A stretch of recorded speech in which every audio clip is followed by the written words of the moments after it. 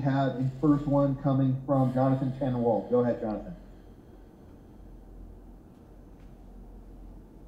Thanks, Aaron. Excuse me. Hi, Becky. Hope that all is well with you, and thanks for the time.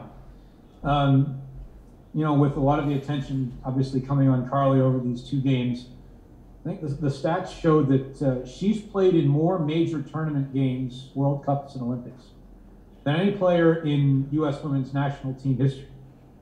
And obviously there's a lot of those players in a lot of tournaments. And I wonder what that stat, you know, says to you about her longevity and obviously all the contributions that she's made. Thanks.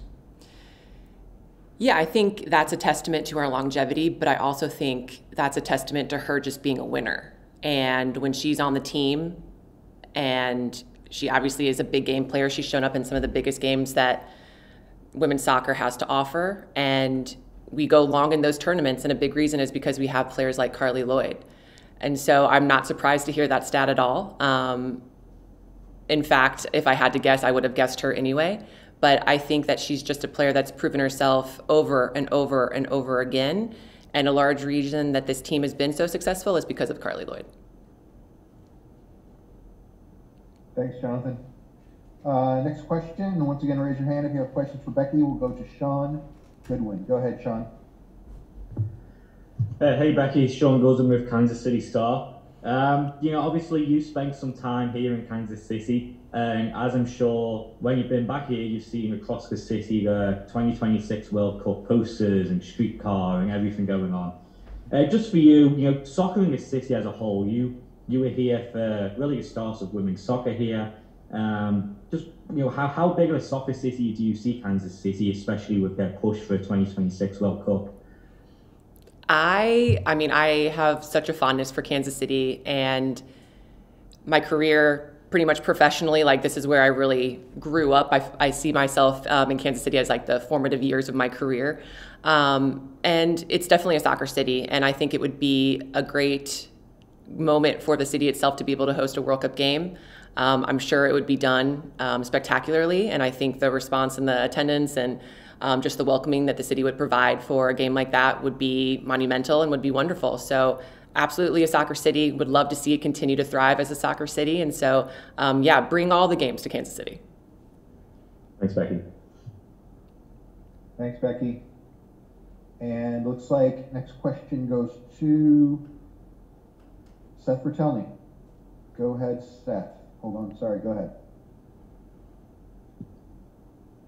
Hey, Becky. Thanks for the time today. I wanted to ask you to just kind of take us through what the last few weeks have been like for you amidst all the turmoil in the NWSL, and particularly, you know, being at a club now where some of these events were alleged to have happened, and now you have fans kind of revolting against some of the executives at the club, and what that's been like for you just being in that environment. I would say that it's been heavy, and being with the players at Portland, the sadness, the anger, the need to want to create change, and it's been tough. It's been really tough. I mean, we've had a lot of conversations amongst the players. We've had talks with front office. We've had talks with HR, and it's just, all I can say, it's been really heavy, and we've leaned into one another a lot and have had a lot of hard, open conversations about what happened and what needs to change. And I know the NWSLPA has been doing such an amazing job demanding certain changes, making sure the scope of the investigation is broad enough to make sure that the players are protected. And that's, at the end of the day, that's what we want, that all the players are protected. Thanks, Seth. Thanks. Becky, let's go to Jeff Carlisle. Go ahead, Jeff. Thanks, Aaron. Hi, Becky. I'm curious, what is your approach to these games? Because this strikes me as kind of an awkward period, just, you know, in the cycle. You know, the Olympics are done. You guys are starting to look ahead a little bit. You know, obviously you guys have a lot of pride in what you do, but just what is the motivation? You know, what are you guys focusing on in games like this? I mean, I think our motivation is always to perform well, to get good results, to keep growing as a team. It is an interesting part because of the cycle, because it is kind of a celebration tour. We also have Lindsey Horan's 100th cap celebration tomorrow, plus Carly's retirement and celebration match in Minneapolis. So in a way, it should also be celebratory. And so enjoying the time we have together, because for some of us, it's limited. And just making sure that Carly is sent off in a way that is appropriate to what she's meant to this program. Okay, thank you. Thanks, Jeff. Let's pop down to Meg Linehan. Go ahead, Meg. Becky, just to, I guess, piggyback off of Jeff a little bit, in terms of the players that are able to come into these matches, someone like an Emily Fox or Sophia Smith, like how do you approach these players coming into matches that are more tied to the Olympic roster, that are this kind of celebration, but are still getting chances now for looks with Vlatko? Yeah, for the newer players coming in or ones that have been in and out, I would say for them, this is an excellent chance to just show what you have. Emily Fox, Sophia, Mal, like they've all been performing so well in the league. And so I think to continue that and to play well at this level, I think is a good indicator for Vlatko if they should be more in the program going in the future. So for them, I would come into this thinking, okay, this is a great shot to show what I have and to continue the great performances that I've been building up in the NWSL. So for me, I would hope they're going into these games as, this is my opportunity. This is a great opportunity for me to show what I have.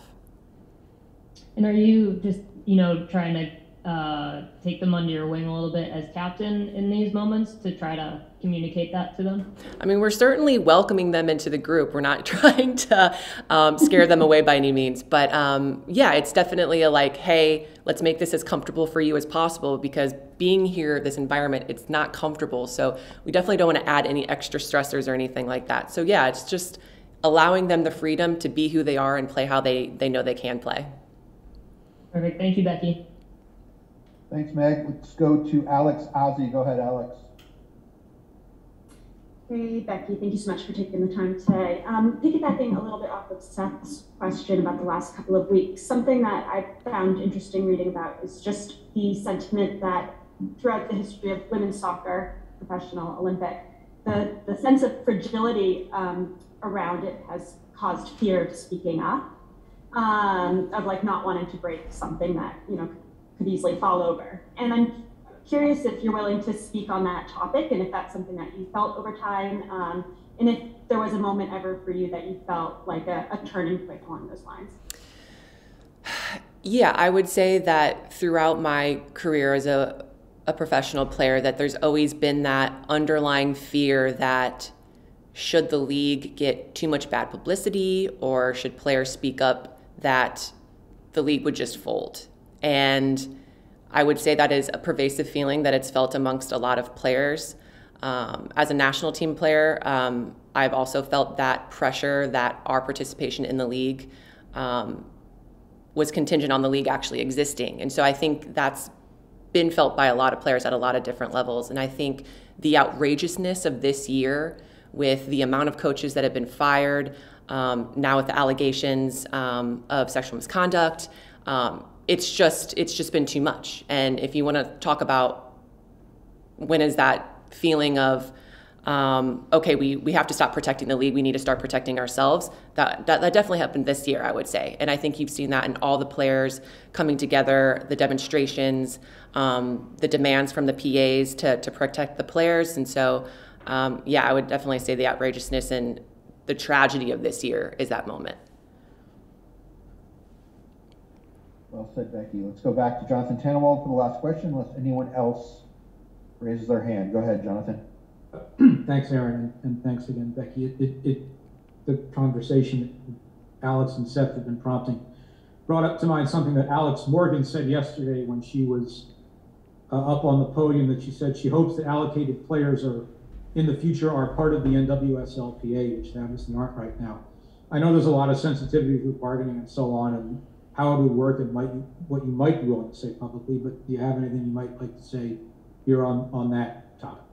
I agree with Alex. I would really like to see us wrapped into the NWSL and the NWSL-PA and being employees of the league. I think that's the direction that we want to go.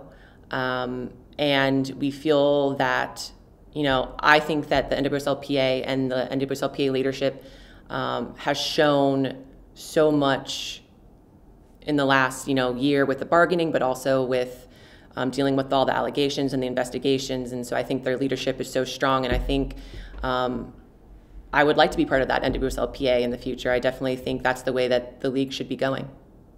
Megan Swanick, go ahead. Hi, Erin. Thank you for letting me sneak one in. Yep.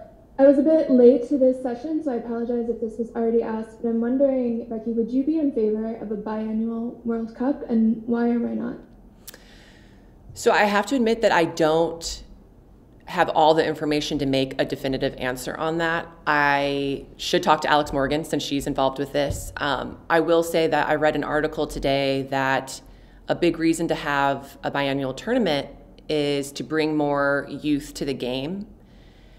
And I think that's absolutely a noble pursuit. I also think that FIFA should also, if that's their want, is to bring in more youth to the game, that they should do more to eradicate racism and misogyny and homophobia and transphobia. The sport is supposed to be for everyone, and so I think if you want to attract more youth, you have to make it welcome to everyone.